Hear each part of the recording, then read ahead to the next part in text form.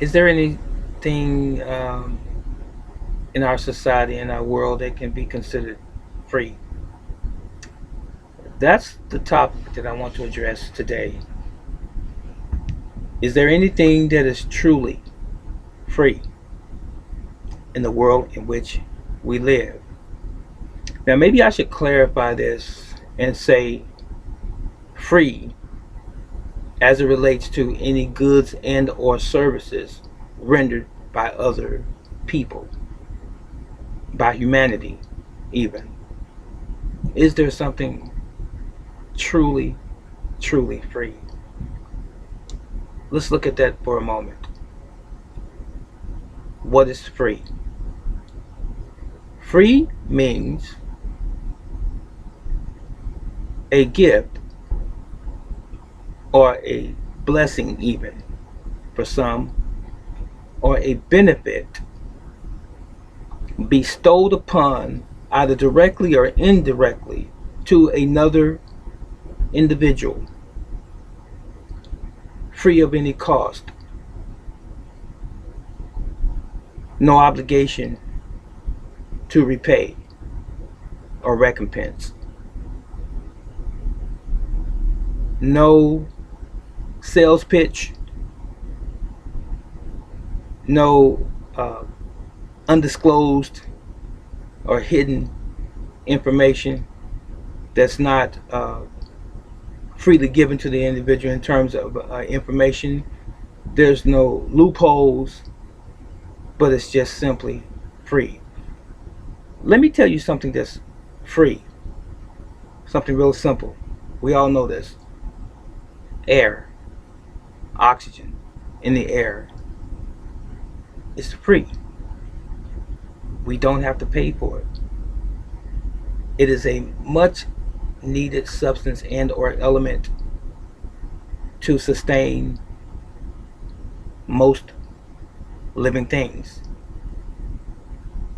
We need oxygen as mammals, as human beings, to survive. Fish, creatures of the waterways, lakes, ponds, streams, rivers, oceans, or seas, need oxygen. The fowl, the birds in the air, flying creatures need oxygen. Plants need oxygen to some degree, even though they emit or put out oxygen into the air. Virtually everything living needs oxygen in some capacity or another. So now, who would we pay if oxygen were not free? Is there an oxygen god? No. Water is another thing that is free. You should be able to collect rainwater from a pure, unadulterated sky without any pollutants in it, collected in some vessels, some pots, some pans, some earthen jars, or what have you, and utilize it for drinking, cleaning, bathing. You should be able to go to a stream or even a lake and take advantage of God's natural system, ecosystem, as it were. That should be free. Now, we all know that you can purchase water in bottles because it's convenient. There was a time uh, in our history, not too long ago, I say within the past 20 years, where people would commute, they go on road trips, they go to sporting events, and at some point someone thought it a good idea, outside of us carrying water in pails and jars and things like this to these events, someone thought it a good idea to maybe mass produce water, package water, and sell it for a stipend. So it's not free anymore. Or is it? In other words, someone decided that maybe we can do two things here. We can provide water that's bottled as a convenience and make a profit from it at the same time. I sell water in my store. Walmart, Sam's Club, Kroger's, all of the major supermarkets, Family Dollar, you name it, Costco, you'll find bottled water. There are places that bring gallons and even 5 gallons of water to offices for a water fountain or a water system, if you will, drinking water. You know what I'm talking about. I used to have that in one of my businesses. But anyway, water has turned out to be a high priced commodity for some companies. That thing which used to be free has now a price on it. Now, moving right along, talking about things being free. Are there things that are really free in the marketplace when you receive offers? Buy one, get one free. Buy three, get the fourth one free. If you bring this coupon, you will get this free item. We're having an event at this particular location and there's free food. Those sound familiar to you?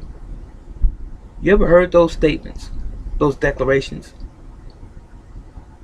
How do you give something away free without cost to the party that's giving it away? Unless maybe there is a disguised agenda. Not necessarily bad, but maybe there's something that we, the consumers or the customers, haven't been told. Or do we even care? I'm going to give you a situation, a scenario. If you go into a grocery store, a full-fledged grocery store, it has a produce department, a frozen department, meat department, a dairy department. It has its cleaning supplies and its toiletries and all of these other aisles and things of this sort. And it has canned goods and bagged products and so on and so forth, and even a bakery and a deli. Everything that a traditional and conventional grocery store may carry. And you see these signs in certain areas in the store: for sale, on sale, sell items. And let's take this for example. Buy 3 cans of corn and get the 4th can of corn free. Buy 3 cans of green beans, get the 4th can of green beans free. That's a marketing strategy, ladies and gentlemen. It sounds good. And if they can play on your emotions and make you believe that you're getting it free and the price doesn't seem too awful high, you think that you struck it rich or you've hit a lick. That's a great deal. Okay. Now, what you don't know, what most people don't know, the grocery store, the same as the discount store, is never going to give you anything free. As I said, that is a marketing strategy. Everything happens for a reason. There comes a cost with everything that is purported to be free. Now, when you're getting 3 cans of green beans, for example, at one price, and the fourth can is free, did you not know that maybe the milk prices in the dairy section, or the cheese, or the eggs, the price has been raised to offset that fourth can of green beans that you just got, supposedly for free? Or maybe that ground beef or that steak or that chicken that you would normally buy in the grocery store, maybe the price has gone up $1 or two to offset that extra can of green beans that you believe is free. This is the way that it's done. It's checks and balances. Once the store starts to receive profit, it never wants to go beneath what its last balance sheet said. It doesn't want to go beneath that. At the very best, the very least, it wants to stay at least balanced. And they'll figure the rest of it out later as to why they're still hovering at the same thing, and they'll make those tweaks and those adjustments in the product that they carry and the discounts that they have in the store and the prices and their suppliers and so on and so forth, what it costs them and what their profit margin should be and what their losses should be or to be expected. But they're never going to give you something that's going to cause them to lose money. So what they do is they give you the illusion that you're receiving something free, and they raise the price somewhere else. They upsell you even in other departments in the store. So there's nothing free. What makes you think that someone would give you something free? I want you to think about that for a moment. If it seems like a good deal, we just usually run with it. We take advantage of it. And the better the deal sounds or the advertisement sounds, the more we purchase. And it's become a habit with most consumers when you go shopping, particularly when you go grocery shopping.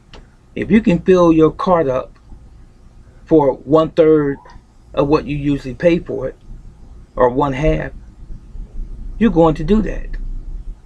Maybe sometimes the products that you're purchasing are near their expiration date, and it's in their computer system that those items are due to expire, and so they drop the price a little bit in some areas, but again they raise the price in other areas. Now again, this might be redundant. I might say this many times before I'm done. No one gives you anything free.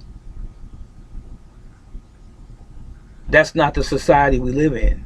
We live in a capitalistic society. It's all about commerce, commercial business. That's what it is. Capitalism is based on money only. And that's what America is based on. And we'll just leave it at America right now.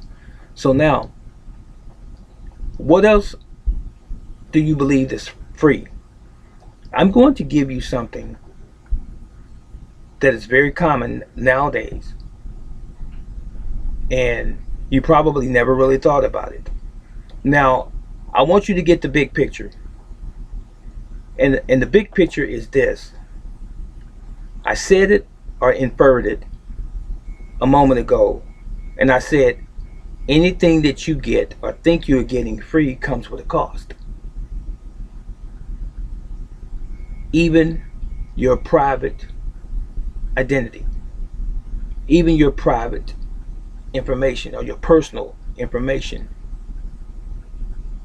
that's valuable to you, is it not?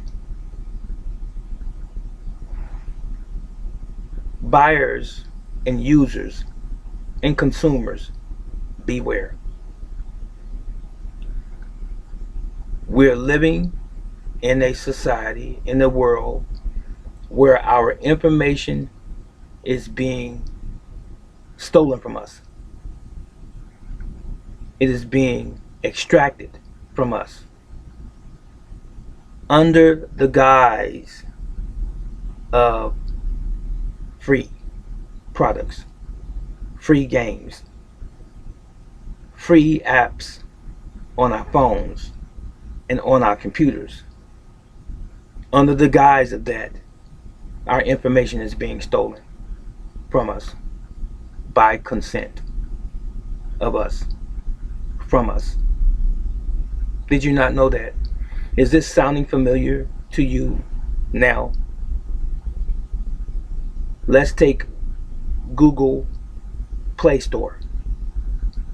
Google is the largest search engine on the internet. YouTube, the video platform, is the second largest, which is owned by Google, by the way. Now, back to Google. Google has many apps. One of their apps is the Play Store. Everyone, virtually, that uses Google products is familiar with the Play Store. Virtually everyone in America, in the world, has a cell phone, an iPhone, an Android, an Apple phone, and have gone to Google Play to download what? Apps, short for applications.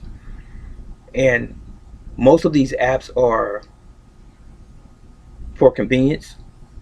You want to put a ringtone on your phone, a free ringtone. You want to play certain games, and boy, there's thousands and thousands of games in the Play Store. You need an app that can change your wallpaper on your phone, things that make your phone look a little bit more pretty, if you will, aesthetically beautiful. You want to add virtually any type of app that you can imagine. You can find it in the Play Store. Okay, you want a pedometer. You're exercising now, you're walking. So there's an app for that. You want to know how many calories you're burning. There's an app for that. You want to play Candy Crush. There's an app for that. Angry Birds, there's an app for that. All types of crossword puzzles and ball games and fighting games and monster games and zombie games. Whatever one's heart desire is, you can find these things, these apps, on Google Play Store. And they always ask you the question when you're downloading apps to your phone: do you give Google permission to access your phone book, depending on what you're looking for in the App Store or the Play Store? Do you give Google permission to access, to control your gallery, your photos or pictures? Do you give Google permission to access your location? Wow, that's a powerful one right there, location. And many apps ask you for your name. And oftentimes, so innocently, these questions come on your screen. You're 3 steps away to enjoying this particular game or this app. All we need you to do is fill out these last two things. And you're so excited about getting the app on your phone so that you can get right down to playing this game or get into whatever this particular app is, that you are losing the whole concept that you're giving your information, your private, your personal information away. What are they doing with your information? They're stealing it and they're selling it to advertising companies. Sometimes we wonder. Sometimes you'll be on your phone or on your computer, your laptop or your tablet, and an ad will pop up. You could be on Facebook and you'll begin to see ads that hold or capture your interest. And you think sometimes it's an intriguing or interesting thing that it's something that you are into or something that you're familiar with or something that you enjoy that's being advertised. But you never really think that maybe they know what you are looking for because you've given that information or those hints to them when you were applying for some program or when you were giving your information to this particular search engine a month ago, 6 months ago, a year ago. All of this information of yours goes into a database. Every living human being that accesses the internet, your information goes into a database. They know your name, they know where you live, they know your phone number, they know your children's names, they know your face, because there are apps that do facial scans to identify you so that you can get into your phone or your computer. They do eye scans. They do fingerprints to access your device. There are phones that you just scan with your finger. You swipe with your finger. Now, how does it know that it's you? Who else has your fingerprint? This application on your phone can read your fingerprint. But who can see that other than this particular company that's advertising this feature? Have you thought about that? Now, if you want to use the option for security purposes on your phone to put your thumb or your finger on the screen of the phone, and then you have access to your phone and your phone opens up for security purposes, for it to know who you are, it has to be stored in a database.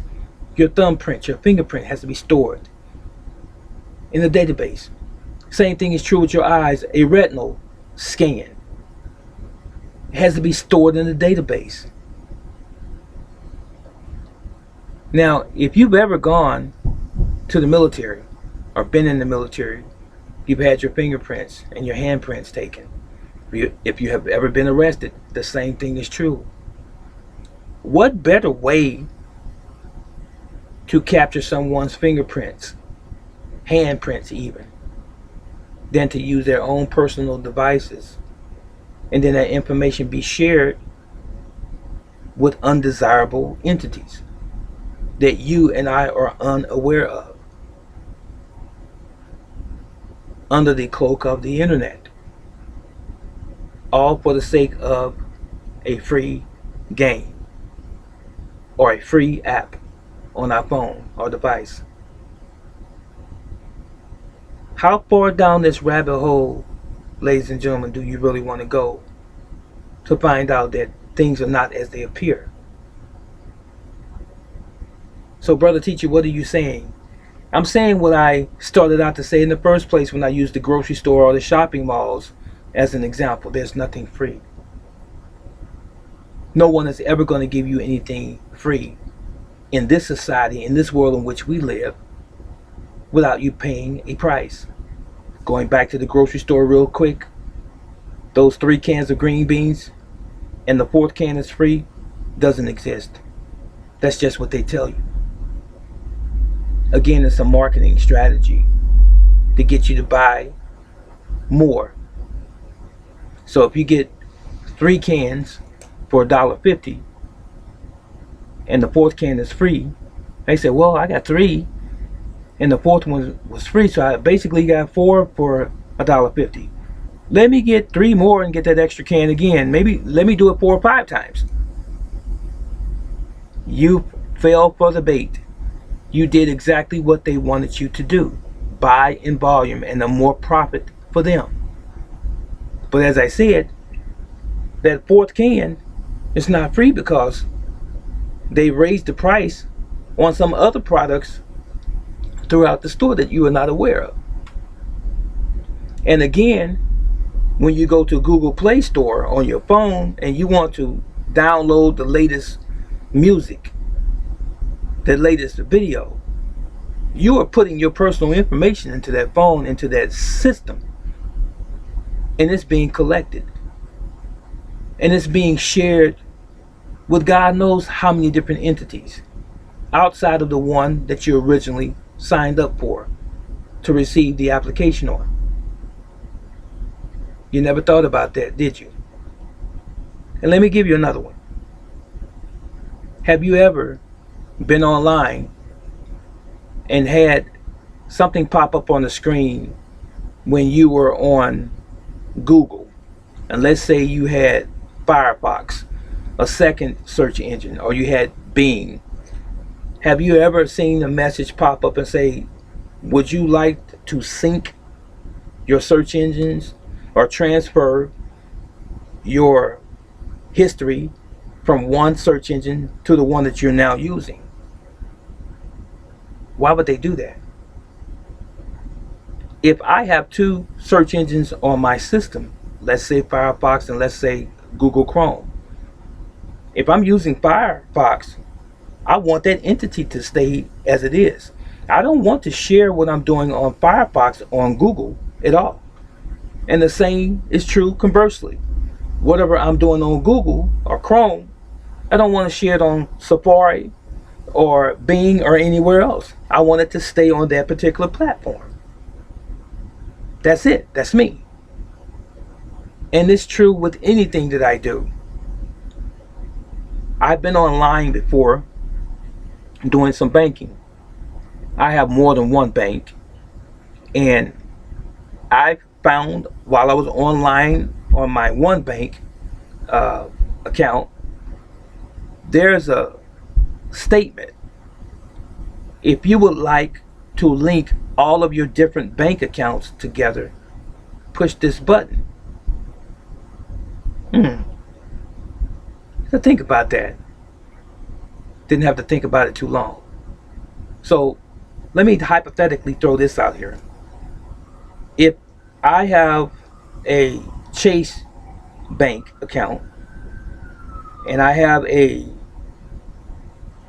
Bank of America account and I have a Wells Fargo account and I have a savings and loan account, you mean to tell me that I can connect all of them on this one bank site, on their website, so that it's easier and convenient for me, so I don't have to go to each separate account on those other respective bank institution websites.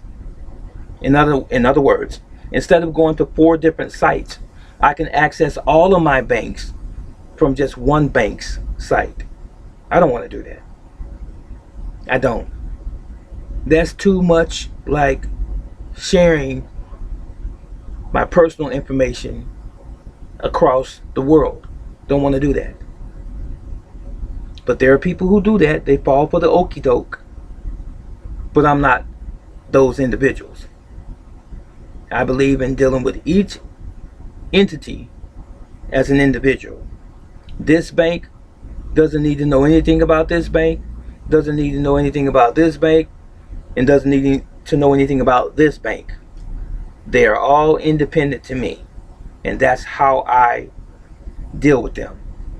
They don't need to be combined. No one needs to know anything about the other, period. Because when you start linking and when you start syncing accounts, Facebook with Google, Google with this other entity, then it makes you wonder, are all of these people working in tandem to take information from you? Have they sold their soul to the highest bidder? To the devil? Okay, enough of that.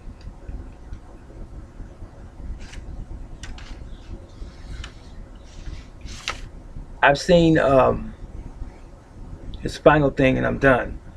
I've seen on Facebook, as an extra security measure, put your mobile phone number in just in case you get locked out of your account, or even on your email account, to better provide the best in security for you, our valued customer.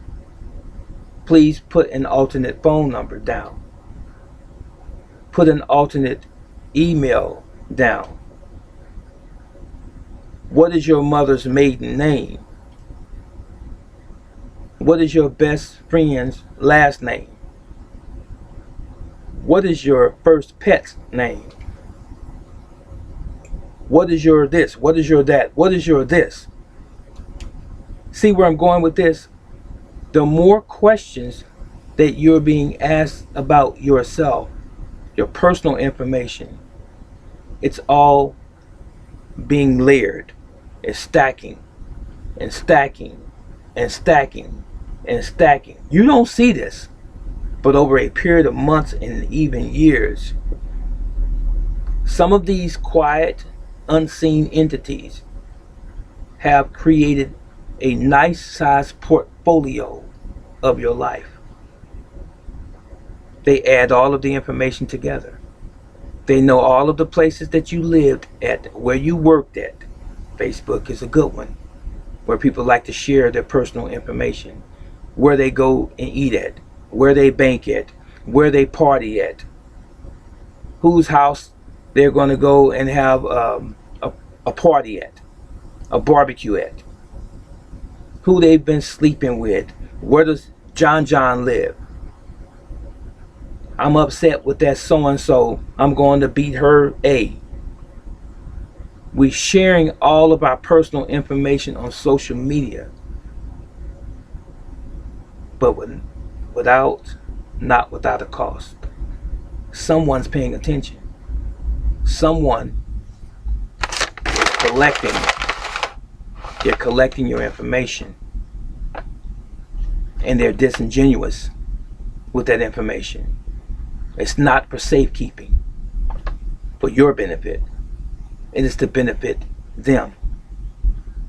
The other thing is storing information in the cloud. Where's this cloud at? What exactly does that mean, in the cloud? I don't want to store my information anywhere. If my computer can't hold the information that I'm typing into it, and I run out of RAM or storage space, whatever you want to call it, I don't need to store anything in any cloud. I'd rather put it on a disk and file it away.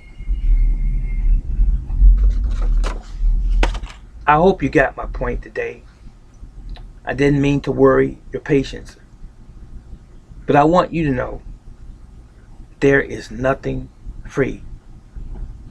If anyone is giving you something free, you need to ask yourself, maybe even that individual, how is it that you're able to give this to me free? Who's paying for this thing that you're giving me free? Who's paying for the labor? Who's paying for the materials? This thing that you're giving me free. Where does it come from? Where does it begin? What is its origin? This free thing that you're giving me. It has to cost someone something. And why would they be so kind and so generous to me to give me something free and they don't know me? You need to start asking yourself these real hard questions. Because once you ask yourself these real hard questions, after a while, it will be easy to say no. And you won't be so naive or gullible. Nothing's free. Never, ever. And I'm going to say this last thing, and it's going to rub perhaps some people the wrong way. I've heard that people can go and get, during the flu season, free flu shots. This is a hard one. Someone's going to give you a free flu shot, a free vaccination, you or your children, all for the sake of your health, all for the sake of your well-being. But have you ever asked the question, who's funding it? And what's in the vaccine? What's in the shot? Have you ever been told that? I don't think so. No one ever really asked the question, what's in it? Can you break it down? Are there side effects? Could it possibly kill me or my child? No one asked those questions because we're so enamored by the term free. And if we're convinced that it's going to benefit us on some level, why not? You better start asking yourself why you are accepting anything and virtually everything someone proposes to you. You just ought to. I hope that this video was of some value, some benefit to those that have taken the time to listen to it. I know I can be pretty long-winded. My delivery and or my methodology is mine. I don't talk like anyone else. I don't articulate like anyone else other than brother teacher. This is just the way I do it. This is the way I am. I'm careful oftentimes in how I present information because I'm trying to be considerate of my vast different audience, because everyone, every type of individual, every belief system even is watching this, and I won't intentionally try to offend anyone, even though sometimes people may have said that they were offended. That's not my problem. I apologize if I do and have offended anyone, but it's never intended. So sometimes it's not the messenger, it's the fact that we have never been exposed to certain things, and sometimes we have belief systems that have never been challenged. That's really it. So I'm going to leave you, and I want you, if you could grasp what I'm saying and what I have said so far, let me know. And let me know also, let us know, if you believe that there's anything free in the world that anyone can give you other than the Creator. Those things that are in nature that were innately designed for us and to sustain life. That was it, and that was all. This is Brother Teacher. I'm out.